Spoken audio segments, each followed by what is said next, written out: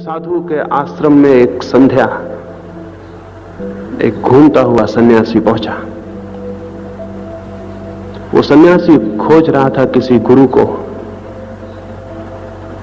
उस आश्रम के बूढ़े गुरु के पास सोचा कुछ दिन रुकूं। कोई 15 दिन वहां रुका, लेकिन 15 दिन में उसे ऐसा लगा कि वो बूढ़ा गुरु कुछ बहुत जानता नहीं, कुछ थोड़ी सी बातें रोज रोज दोहराता है। ऊब पैदा हो गई। इतनी सी थोड़ी सी बातें थी, उन्हीं को रोज रोज सुनने का क्या प्रयोजन था। एक दिन उसने सोचा कि और कहीं खोजूं और कहीं जाऊं। जिस रात आश्रम छोड़ने को था उसी रात एक और युवक सन्यासी उस आश्रम में पहुंचा। उस रात उस आश्रम के अंतेवासी इकट्ठे हुए और वो जो नया सन्यासी उसी संध्या पहुंचा था, उसने कुछ ऐसी वेदांत की बारीक और सूक्ष्म चर्चा की कि वे सभी आश्रम के अंतेवासी बहुत बहुत प्रभावित हुए। वो युवक जो उस दिन आश्रम छोड़ने को था, उसने भी सोचा कि गुरु हो तो ऐसा हो। कितनी बारीक, कितनी सूक्ष्म, एक एक शब्द की कितनी गहराइयां उस व्यक्ति ने प्रकट की थी। उस युवक के मन में लगा कि आज इस बूढ़े गुरु के मन में कितनी ईर्ष्या न जलती होगी, कितना मन में जलन नहीं होती होगी। ये तो कुछ भी नहीं जानता है, और ये युवा सन्यासी जो आज आया है कितना जानता है। बात पूरी हुई, कोई 2 घंटे तक चर्चा चली। उस आगंतुक सन्यासी ने, जिसने ये सारी चर्चा की थी, 2 घंटे के बाद सिर उठा कर देखा कि लोगों पर क्या प्रभाव पड़ा। उसने उस बूढ़े से पूछा कि आपको कैसा लगा मैंने जो कहा। उस बूढ़े ने जो कहा वो बहुत समझने जैसा है। उसने कहा कि मेरे मित्र, मैं 2 घंटे से सांस साधे हुए तुम्हें सुनता हूं कि तुम कुछ बोलो, लेकिन तुम तो कुछ बोलते ही नहीं। सन्यासी ने कहा, आप क्या कहते हो? मैं कुछ बोलता नहीं तो कौन बोलता था 2 घंटे तक? आप पागल तो नहीं हैं? उस बूढ़े ने कहा, मैंने बहुत समझने की कोशिश की। तुम्हारे भीतर से वो उपनिषद बोलते हैं, गीता बोलती है, लेकिन तुम नहीं बोलते। इसलिए मैं कहता हूं कि 2 घंटे मैंने सुना, तुम तो बोलते नहीं। शास्त्र बोलते हैं, सिद्धांत बोलते हैं, शब्द बोलते हैं, तुम नहीं बोलते। ये 2 घंटे में तुमने जो भी कहा, इसमें से क्या तुम्हारा है?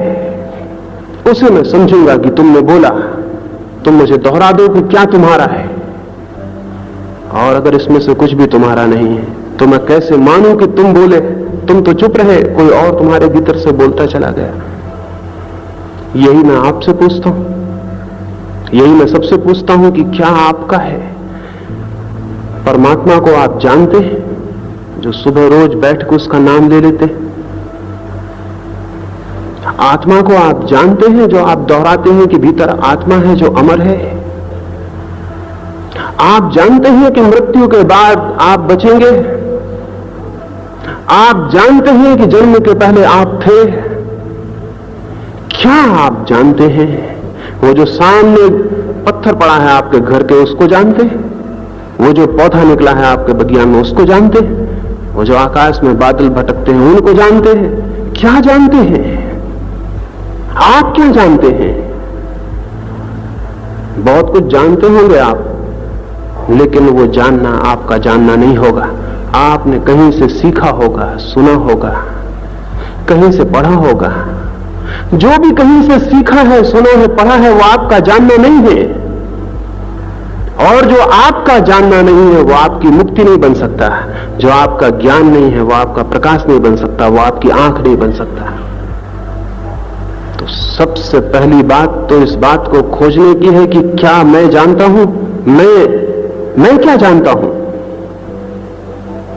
तो बहुत घबराहट होगी, पता चलेगा मैं तो कुछ भी नहीं जानता, कोई और जानता है, उसकी बातें मैं दोहराता हूं। क्या आप सोचते हैं ज्ञान उधार लिया जा सकता है? क्या आप सोचते हैं ज्ञान हस्तांतरित हो सकता है, एक हाथ से दूसरे हाथ में जा सकता है? नहीं, ज्ञान तो एक से हाथ से दूसरे हाथ में कभी नहीं जा सकता। ज्ञान कभी दोहराया नहीं जा सकता, किसी दूसरे को दिया नहीं जा सकता। तो फिर हम ये जो जानते हैं ये क्या है? ये ज्ञान है? एक विचार भी आपका है, एक अनुभूति, एक अंतर्दृष्टि आपकी है जो आप निपट सहज मन से जान सकें कि ये मैंने जाना। क्या ऐसा कोई जीवंत अनुभव है? अगर नहीं है तब फिर ये ज्ञान जितना हम जानते हैं ये क्या है? ये अज्ञान से भी ज्यादा खतरनाक है, क्योंकि ये ज्ञान नहीं है और ज्ञान होने का भ्रम पैदा कर देता है। ये इल्यूजरी है, ये मिथ्या है, ये झूठा है। ये ज्ञान नहीं है और ज्ञान होने का भ्रम पैदा कर देता है। और हम क्यों इसे स्वीकार कर लेते हैं? आलस्य के कारण स्वीकार कर लेते हैं। खुद ज्ञान खोजना हो तो श्रम करना पड़ेगा, शक्ति और साहस चाहिए, खोज की हिम्मत चाहिए, अनजान अपरिचित रास्तों पर चलने की हिम्मत चाहिए। अपरिचित सागर में नौका खोलने में जितनी हिम्मत चाहिए उससे कहीं बहुत ज्यादा सत्य के अपरिचित सागर में यात्रा करने की हिम्मत चाहिए। लेकिन इस सब से सस्ते में निपटारा हो जाता है। हम किताबें उठा लेते हैं और कुछ बातें सीख लेते हैं और सीख के उन बातों को तोतों की भांति दोहराने लगते हैं और उन दोहराई बातों से ज्ञानी होने का मजा मिलना शुरू हो जाता है। और दो चार लोग भी हमारे आसपास इकट्ठे हो सकते हैं जो हमको गुरु कहने लगे कि ये बहुत जानते हैं, उन्हें गीता पूरी कंठस्थ है, उपनिषद पूरे आते हैं। तो न केवल हम ज्ञानी बन जाते हैं, गुरु बन जाते हैं, दो चार और शिष्य भी इकट्ठे आसपास हो जाते हैं और एक अजीब, एक नासमझी का अजीब क्रम दुनिया में चलना शुरू होता है। और ये चल रहा है हजारों वर्ष से। बहुत थोड़े से लोगों को ज्ञान उपलब्ध हुआ है और उसका कारण ये नहीं है कि ज्ञान उपलब्ध होना कोई बहुत दुरूह और कठिन बात है। उसका कारण केवल इतना है कि हम सब्स्टिट्यूट नॉलेज से तृप्त हो जाते हैं, पूरक ज्ञान से तृप्त हो जाते हैं। कोई आदमी पानी की खोज में जाए और रास्ते में नकली पानी मिल जाए, कोई आदमी फूल की खोज में जाए और रास्ते में कागज के फूल मिल जाए और खरीद के घर आ जाए। ऐसे हमने कागजी ज्ञान को इकट्ठा कर लिया है, फूल सजा लिए और इन फूलों से तृप्त होकर बैठ गए हैं, इसलिए ज्ञान उत्पन्न नहीं होता। अज्ञान बाधा नहीं है ज्ञान के आने में, स्मरण रखिए।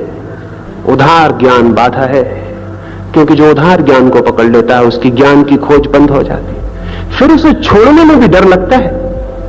छोड़ने में इसलिए डर लगता है कि उधार ज्ञान हमारे अहंकार की तृप्ति करने लगता है, लगने लगता है मैं कुछ हूं, क्योंकि मैं जानता हूं, मैं ईश्वर को जानता हूं, मैं आत्मा को जानता हूं, मैं कुछ हूं, मैं ज्ञानी हूं। ये अहंकार की तृप्ति होने लगती। फिर अगर कोई कहे कि झूठा है तो प्राण बड़े संकट में पड़ते हैं कि इसे कैसे छोड़ दूं, इसे छोड़ दूंगा तो फिर निपट अज्ञानी रह जाऊंगा, जो कि है, जो कि असलियत में मैं हूं, लेकिन छोड़ने में डर लगता है, भय लगता है। और फिर ये भय बाधा बन जाती और तो हमारी खोज हमेशा के लिए बंद हो जाती। ज्ञान का किनारा छोड़ना पड़ता है, दूसरों के ज्ञान का किनारा छोड़ना पड़ता है, जिसे अपने ज्ञान की खोज में जाना हो। एक छोटी सी कहानी कहूं।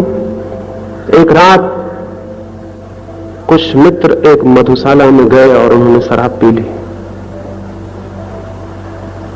पूर्णिमा की रात थी। फिर वे बाहर निकले, उन्होंने आकाश की तरफ देखा, नशे में भरे हुए थे। रात तो वैसे ही बहुत सुंदर थी, नशे में और भी सुंदर दिखाई पड़ने लगी। और उन सब ने सोचा कि चलो नदी के किनारे चलें और नौका पर यात्रा करें। वो नदी के किनारे गए, उन्होंने एक नौका पर सवारी की, पतवारें उठाई और यात्रा शुरू कर दी।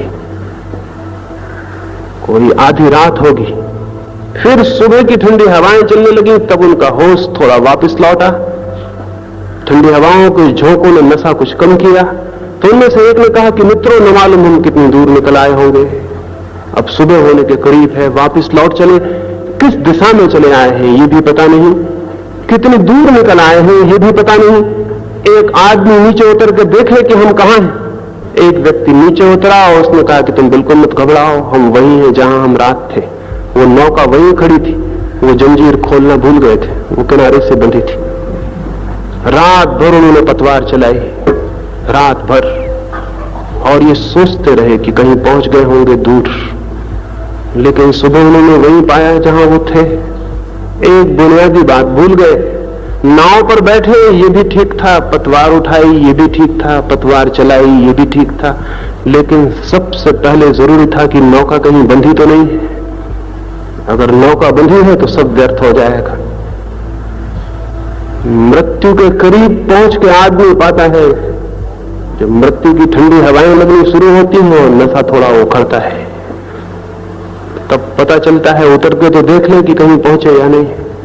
और अधिक लोग वहीं पाते हैं जहां जन्म के साथ उन्होंने पाया था।